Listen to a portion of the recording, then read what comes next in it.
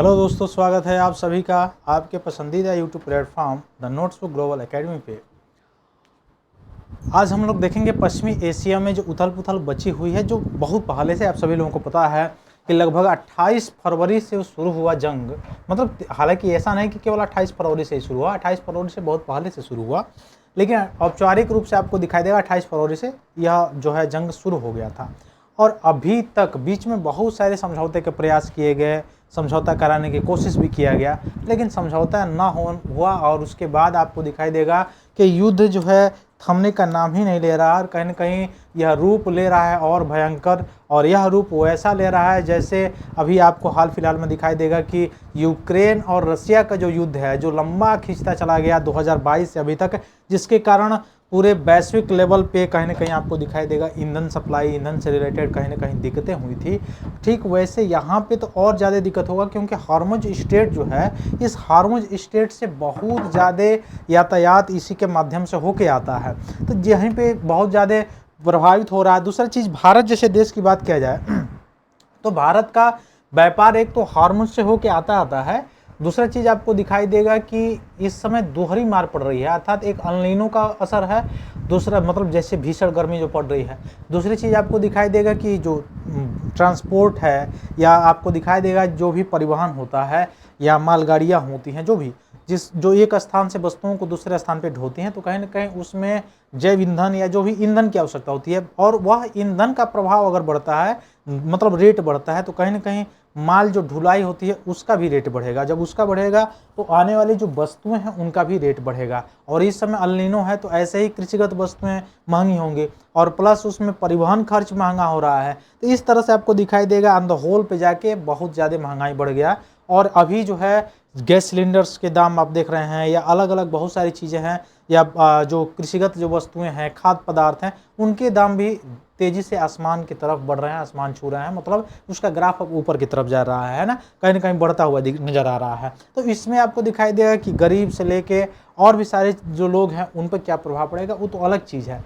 लेकिन आपके दिमाग में एक चीज़ चल रहा होगा, तो इतने ज़्यादा जो प्रयास किए गए इस समझौते को कराने को लेके, इस समझौते को सुलझाने के लेके, इस युद्ध को थामने से मतलब थमने के लिए, रोकने के लिए जो प्रयास किए गए, वह सफल क्यों नहीं हो रहा है, क्यों नहीं सफल हो रहा है? तो उसमें आपको दिखाई देगा, एक नज़रिए से अगर आप देखना चाहेंगे तो ये दिखाई देगा कि जो वहाँ के राष्ट्रपति है ना, डोनाल्ड ट्रंप, उसका एक अलग ही मनमानी है ना। अलग मनमानी का मतलब ये मैं नहीं कह रहा हूँ कि समझौता नहीं कराना चाहिए, ईरान बहुत अच्छा है, दूध का धुला है, ये बात मैं नहीं कहने की कोशिश कर रहा हूँ।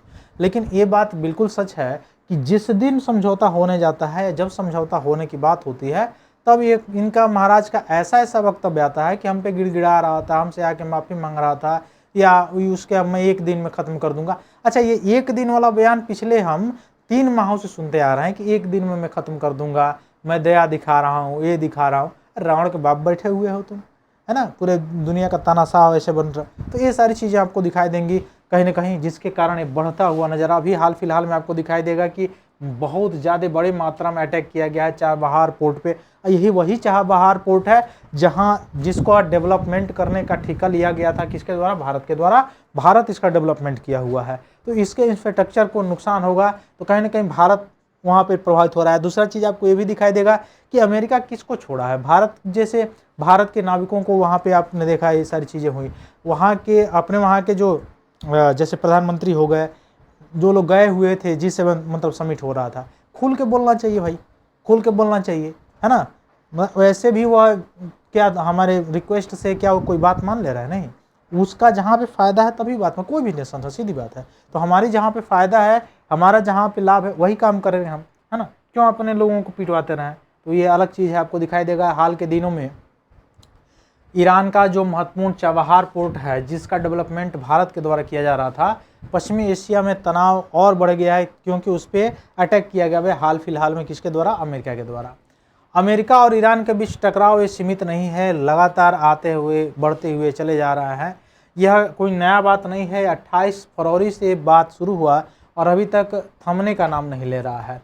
अमेरिकी रक्षा विभाग की बात किया जाए तो वहाँ जुड़े अधिकारी जो हैं वह कुछ तस्वीर साझा किए हैं। उसमें बताया है कि वहाँ की जो इंफ्रास्ट्रक्चर है चाबहार पोर्ट का, ये पूरा का पूरा तहस नहस कर दिया गया है। और ये बताया गया है कि ईरानी सैन्य क्षमताओं को कमज़ोर करने के उद्देश्य से यह अटैक किया गया है। चाहे अटैक कोई भी करे, कोई भी अटैक करे, अमेरिका जो है यहाँ पे, अच्छा अमेरिका क्यों वहाँ पे आके अटैक कर रहा है, उसको अपनी बात मनवानी है भाई।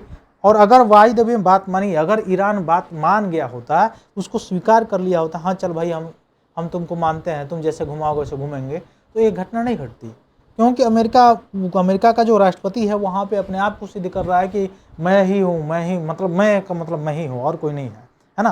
आपने देखा होगा, अरे अमेरिका फर्स्ट करते करते वो मैं फर्स्ट में आ गया है ना। भारत के विदेश मंत्रालय ने तुरंत स्थिति स्पष्ट करने के लिए वहाँ पे कहा है कि भारत द्वारा जो संचालित शाहिद बेहस्ती टर्मिनल सुरक्षित है, संचालन और व्यापारिक गतिविधियां वहाँ प्रभावित नहीं हुए हैं।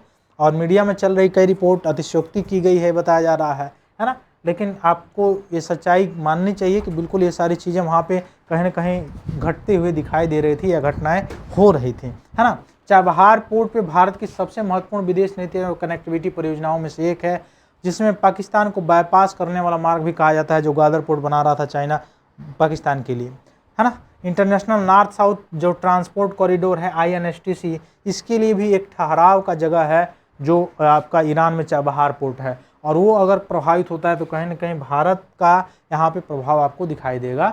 अब भारत के लिए अमेरिका का भी प्रभाव आपको दिखाई देगा, रक्षा सहयोग, क्वाड, व्यापार, टेक्नोलॉजी से संबंधित है। ईरान के लिए भी चाबहार पोर्ट, ऊर्जा सहयोग, मध्य एशिया संपर्क, इस सब के लिए जो है मुख्य रूप से इम्पॉर्टेंट है, जिसके लिए भारत जो है खुले रूप से किसी के पक्ष में नहीं बोल रहा है। लेकिन यह कब तक चलेगा ऐसे कोई अनुमान नहीं लगाया जा रहा है।